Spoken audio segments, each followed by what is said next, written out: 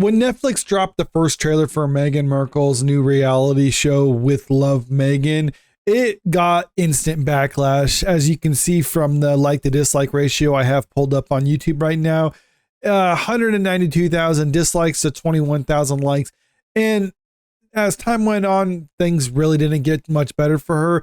Actually, just yesterday, there was another clip that was released by Netflix, and it has almost 10,000 dislikes to 1,000 likes on it. So it really does seem like a lot of people aren't happy with this show, but that's something to be expected with a lot of audiences going on here and giving their opinions. But one thing I was kind of curious was how professional critics were going to take it, because normally media personalities or people working for the media will try to defend Meghan Markle because she kind of pushes the same agenda that many of these outlets will push. But it doesn't seem like it actually worked for her in this situation, because Rotten Tomatoes has the critic score at just 33% with a 12% audience score. So it seems like this is one of those rare instances where critics and audiences are united in that they really hate this show. And not only that, I think a lot of it just has to do with the fact that they really just don't like Meghan Markle. This article from Forbes is talking about the reaction from the critics' point of view and just kind of goes into why they don't actually like this show. Meghan Markle's With Love Meghan, roasted by critics, the royal couple's latest media venture struggles. Yeah, and it's important to note there, that's just their latest media venture. Ever since they left their official duties and as part of the royal family, they've been struggling to try to basically become celebrities, because that's something Meghan Markle always wanted to do. She just wanted to be a celebrity, and she's been trying so many things to make it happen. And so far, nothing's landed because she's just not a very likable person. Meghan Markle's new lifestyle Netflix series With Love Meghan is being slammed by critics in the British press following its Tuesday debut on the streaming service, marking the latest media venture by Markle and her husband, Prince Harry, to struggle to connect with viewers. And as I showed you from the reaction here, it's not just the British press who don't like this show. Pretty much everyone unanimously doesn't like this show. Well, maybe not unanimous, since it still has some positives on there, but you can tell it's the overwhelming majority. That's what I meant to say. All 8 episodes of With Love Meghan premiered Tuesday following a delay during the Los Angeles wildfires in January. The royal couple's latest project for Netflix is part of a deal reportedly worth $100 million. And that's not to say that this cost $100 million to make. They basically just have a contract with Netflix to produce a number of things for a $100 million deal. This just happened to be one of them.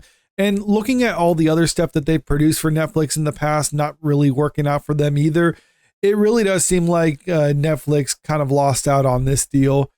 In each episode, Markle invites celebrity friends to her home, in which she offers tips about homemaking and cooking, which has drawn comparisons from several critics to the works of lifestyle guru Martha Stewart.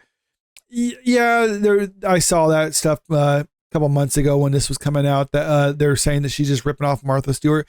I'm not going to go that far, because this is just a style of reality TV, and if it's similar to Martha Stewart, so be it. But there are other people where they're saying that she has more of a direct rip off of those people. I don't follow this type of content too often, so I can't really be a good judge on that, whether or not she was ripping other people off. I'm just saying that is speculation that's been going around. Some of Markle's celebrity guests include actress Mindy Kaling, her former Suits co-star Abigail Spencer, Argentine athlete and influencer Delfina Blaukier, and celebrity chefs Roy Cho and Alice Waters. Yeah, way to try to make yourself relatable, just bringing in a bunch of celebrities to this mansion of yours so you can cook for them or arrange flowers or whatever she does during this show.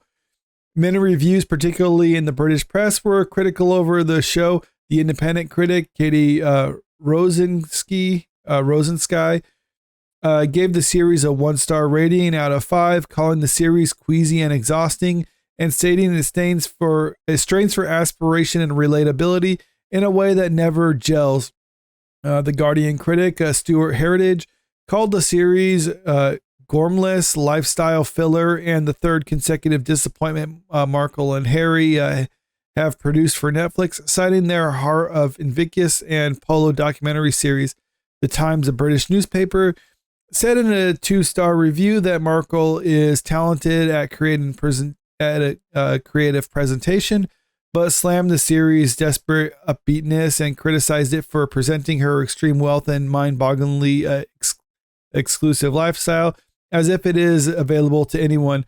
In another 2-star review, The Telegraph called the series an exercise in narcissism. They're probably onto something with that one there. Slamming the concept of the show, Markle invites people to her pretend house and they tell her how amazing she is. This happens for 8 episodes, critic Anita Singh wrote.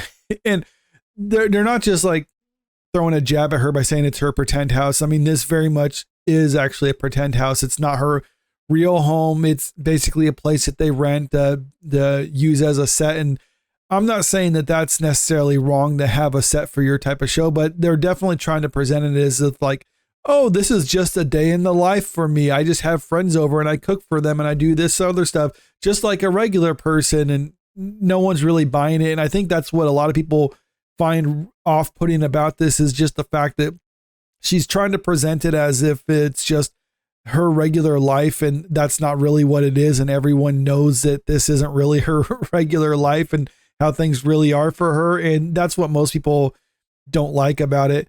It does go into some positive reviews for this, but you can see the majority of people just aren't really having it and really don't accept Meghan Markle's new show. This other article right here that came out, Meghan Markle's Netflix show branded out of touch as viewers call for series to be axed. And the new Netflix show, Markle 43, has blended practical how-tos and candid conversation with friends. New and old, she also shares personal tips and tricks, embracing playfulness over perfection, and highlights how easy it can be to create beauty even in the unexpected. Described as a lifestyle programming, Live with Love Meghan was originally scheduled to arrive on the platform in January 5th. And then it talks about the delays and other things like that. But like the headline said, a lot of people don't like Meghan Markle because it's like she's trying to make herself seem relatable, like she's just a regular person. And it just comes across as being extremely phony. And that's what a lot of people don't like. It's fine if you're wealthy, and you can even boast about that to a certain extent. Like Martha Stewart, for instance, it was already mentioned, is a wealthy woman, and yet no one thought that she was trying to be relatable, but there was just something about her which is what was more appealing. That's not the case when it comes to Meghan Markle, and that's why most people are kind of not interested in this type of show, because it just seems like she's trying so hard in order to be famous and be liked, and it really just doesn't land with people. She should really just take all of her money and go. No one wants her to be a celebrity, even though that was her dream and she pretty much had everything handed to her whole life. She's not going to be a celebrity, or at least not someone that everyone actually likes. This is the best that she can ever hope for, is the fact that she's rich, she has her name known, and she has a lot of celebrity friends. That should be enough for her, but apparently that isn't, and she's going to continue on with this. I don't know what's next for her. I know that Netflix had that deal and a lot of other things fell through with Netflix, or at least all the other stuff that they've done in the past really hasn't worked for them. Maybe they're going to just regroup and try something new. But it seems like whatever they try new just probably isn't going to be something that people are interested in, because people aren't interested in her. But let me know what you think about this in the comment section below. And also, if you haven't already, make sure you click that subscribe button if you want to stay up to date with the latest entertainment news. And don't forget to click that like button and share this video out there, because it really helps out with the channel. Thank you.